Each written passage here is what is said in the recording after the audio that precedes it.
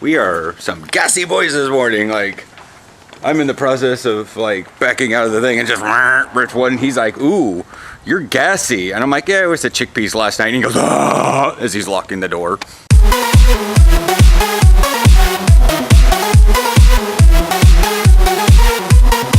Morning. You guys are. Where are you going?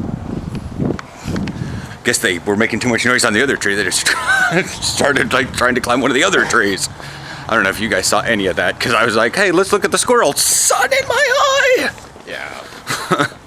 And I think the squirrels get confused when they run up a tree to a good branching point and just stay there, and then look over and look right in my eye. I don't think they're used to people as tall as me. I don't know. Oh God, I'm gonna run.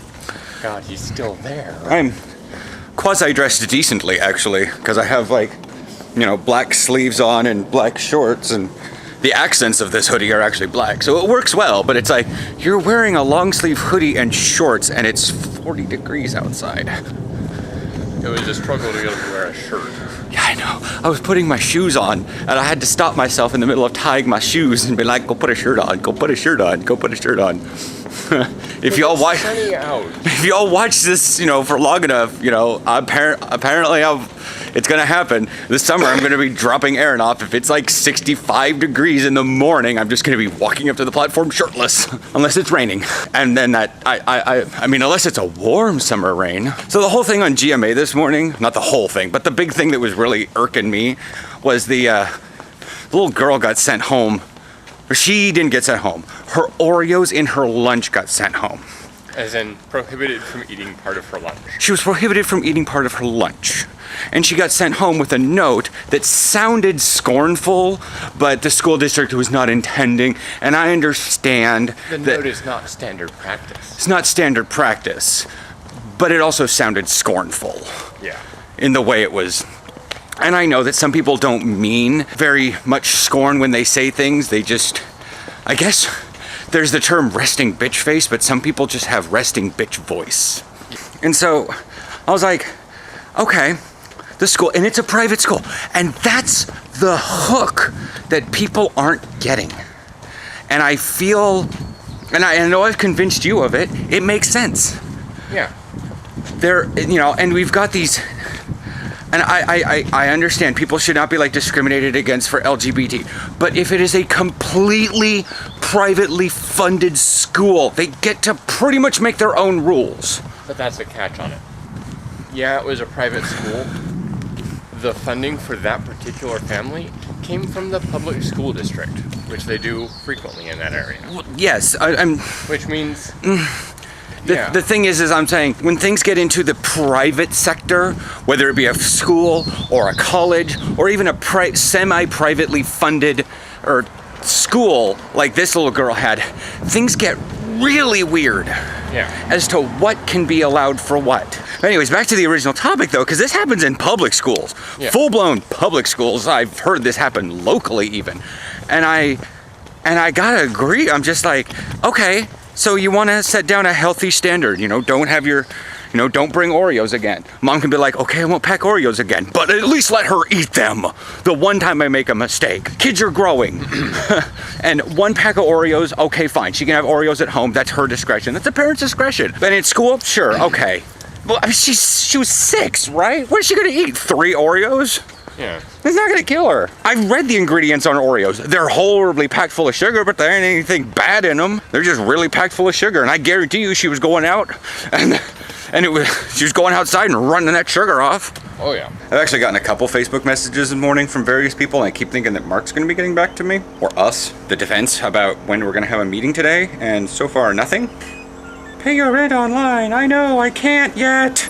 There was that one time I actually had full-blown money and they're like, pay your rent online. I went online and it wasn't even in there yet.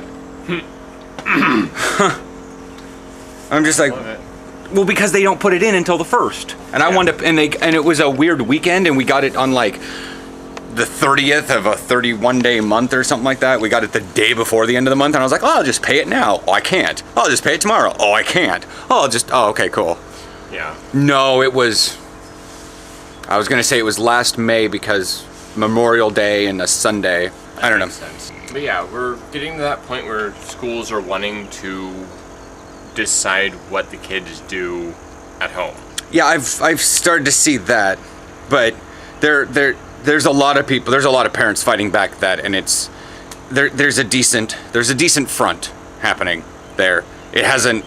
There's a few places where the parents have, and even on the same front, in the same neighborhood, there's some parents that fight back and don't let it affect them, and there's other parents that are completely complacent. Yeah. And it's really basic, but we're having the Matrix discussion again. Yeah. At a very basic level. Do you want to stay in the Matrix or do you want to fight against it? Some people, completely fine. I understand that the one character was like a conniving little bastard, but you know, I kind of wish that there was not a really full-blown action movie, but something after the third movie maybe showed like groups of people that were completely complacent with it. Because that was the thing, right? The Machine Empire could stay, but they had to give everyone in the Matrix the choice to leave. Yeah, and I just sort of would like to have seen the aftermath. Yeah, the aftermath. How many people actually stayed in the Matrix? But that's the thing. They had the ability to affect memory. Otherwise, people would have like noticed when people started going missing and agents showed up. So it would be the world we live in. Well, yeah, but it's just like, you know, the question would be, and I know it would be getting into too terribly much digging into current society, but it's like, who is the ones that would stay? Are the big mega churches? Do most of their members, would they be the ones that stay in the Matrix? They voluntarily choose versus like Portland leaves. Just the entire city wiped off the map. Yeah. Seattle can stay in the Matrix and be wiped off the map. Delete. I think it would probably really come down to person by person. Because even in societies like we have in Portland, where everyone's that little bit go with the flow rebellious, if that makes sense. Yeah. I think a lot of people would wind up... Sorry, I'm just squatting to stretch my legs. I think a lot of people would wind up wanting to stay because this is... all they've ever known? All they've ever known, all they've ever really wanted. If you had a choice between living comfortably for the rest of your life and knowing it's fake. Oh, if I knew that the world out there was as up as it is, and I could stay here and play football completely unknown, like they're like, you would not know the outside world exists, just like you did previously, and you would continue to live your life forward as you had wanted to live it. Or you can go outside and live in a wasteland, but actually know the truth. I'm like, keep me in here. Yeah. I mean, it's totally the argument that... you gotta switch. Oh, your train's coming anyways. I was like, I gotta switch arms.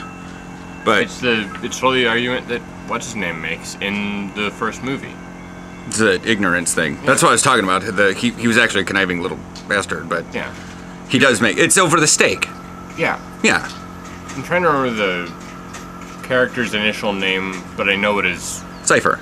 Cypher, thank you. Anyways, we better wrap this up so you can go get... Yeah. Are we have coming in both ways, or am I just transliterating again? Nope, coming in both ways. Both ways, nice. Alright. His train, there's that train.